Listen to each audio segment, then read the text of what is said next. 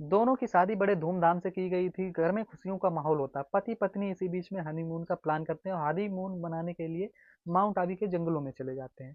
अब जैसे ही माउंट आबू के जंगलों में जाते हैं तो दूल्हा-दुल्हन के साथ कुछ इस तरह से हनीमून मनाता है कि दुल्हन की मौके पर ही मौत हो जाती है और कुछ ऐसा कांड कर देता है कि जिसे सुनकर आप यकीन नहीं करेंगे कि वास्तव में के दूल्हे ने इस तरह का कार्य किया जिससे कि दुल्हन की जान चली गई। नमस्कार दोस्तों, मैं पुष्पेंद्र सिंह कुशवाहा आज आपके सामने फिर एक सच्ची घटना लेकर आया हूँ। दरअसल आज की जो सच्ची घटना है गुजरात शहर की। यहाँ 32 वर्षीय एक रुचिका नाम की लड़की होती है। इसके घर वाले इसके लिए लड़का ढूंढ रहे थे शादी के लिए और काफी मशक्कत के बाद इन्हें एक लड़का मिल भी जाता है। लड़का देखने में बेहद खूबसूरत नहीं था लेकिन पैसे वाला बहुत था और उसका जो दिल का नेचर था वो बहुत अच्छा हुआ करता है और लड़की देखने में बेहद खूबसूरत होती है। अब दोनों ही एक दूसरे को पसंद कर लेते हैं और इन दोनों की बड़ी धूमधाम से शादी की जाती है। शादी में दोनों घर में खुशियों का माहौल होता है। जब खुशियों का माहौल होता है तो इसी बीच में दोनों प्लान करते हैं और हनीमून जाने के लिए माउंट आबू के जंगलों का प्लान किया जाता है। अब माउंट आबू के जंगलों में जब प्लान किया जाता है तो दूल्हा अपनी दुल्हन को लेकर अपने घर जाता है और घर जाने के बाद एक और 2 दिन रुकता है। जब 1-2 दिन वहां पर रुकता है तो दुल्हन अपने घर वालों से परिवार वालों से बात करती है कि अभी उनको कोई घर यहाँ लेने ना आए, उन लोगों ने प्लान किया है वो हनीमून के लिए बाहर जाएंगे। इतनी बात वो कहकर फोन काट देती है और करीब दो शादी के 2 से 3 दिन बाद दूल्हा अपनी दुल्हन को लेकर माउंट आबू के जंगलों में चला जाता है और माउंट आबू के जब वो जंगलों में जाता है तो वहां जाने के बाद वो एक किराए पर कमरे ले लेता है।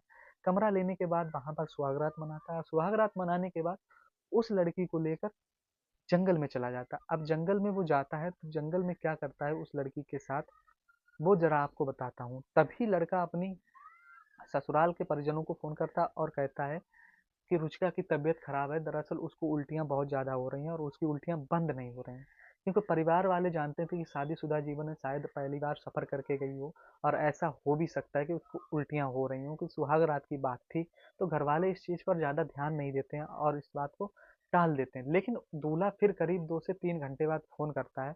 कहता है कि मैंने बहुत कोशिश की और डॉक्टरों की टीम ने भी बहुत कोशिश की बचाने की कि रुचिका बच जाए लेकिन रुचिका को डॉक्टर बचाने में असमर्थ हो गए। डॉक्टरों ने किसी तरह से रुचिका को बचा नहीं पाया। रुचिका ने अपना दम तोड़ दिया। अब जैसे ही परिवार वाले इतनी बात सुनते हैं तो घर में कोहराम मच जाता है और परिवार वाले रोते हैं बिलखते हैं और वहां जाने की तैयारी कर लेते हैं।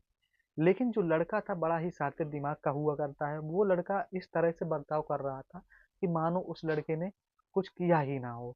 अब वो रो रो कर लड़के का भी बुरा हाल होने लगता है। अब लड़के का रो रो कर जब बुरा हाल होता है तो लड़की की जो डेड बॉडी होती है सब होता है वो घर पर लाया जाता है। घर पर लाने के बाद पुलिस उस सबको अपने कब्जे में ले लेती है। कब्जे में लेने के बाद उस लड़की का पोस्टमार्टम कराया जाता है। अब लगातार लड़के का रो रो कर बुरा बुरा हाल था।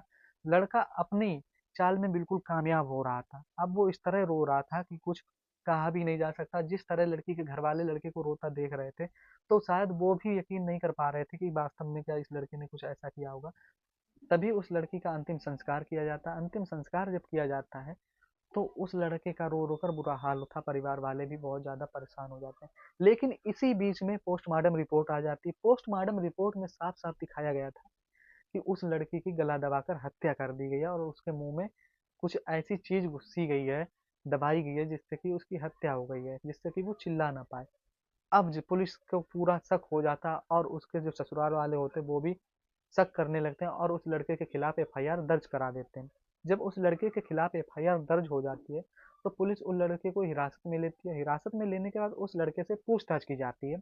जब उस लड़के से पुलिस अपने तरीके से पूछती है तो लड़का बताता है कि उसने उस लड़की की गला दबाकर हत्या कर दी थी जंगल में और उसके मुंह में कपड़ा घुस दिया था। दरअसल जब हत्या की वजह उसने बताई कि उस लड़की का प्रेम प्रसंग दूसरी लड़की के साथ चल रहा है, वह अपनी प्रेमिका से शादी करना चाह रहा था।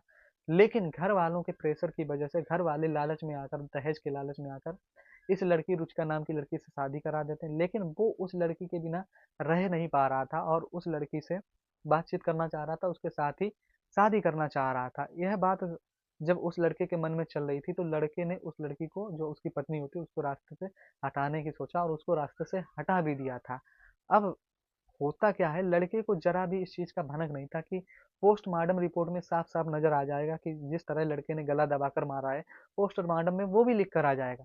फिलहाल तो लड़का अब जेल में भेज दिया गया लेकिन परिवार वाले बहुत ज्यादा परेशान होते हैं। उनका रो रो कर बुरा हाल है और जो समाज में कुरीतियाँ चल रही हैं, काश उस दहेज के लालच में उसके घर वाले उस लड़के की शादी इस रुचिका नाम की लड़की से ना करवाते, शायद उसकी प्रेमिका से ही करवा देते, तो एक रुचिका नाम की जो लड़की थी उसकी जान तो बच जाती, और उसके परिवार वालों का जो हाल है आप तो समझ सकते हैं।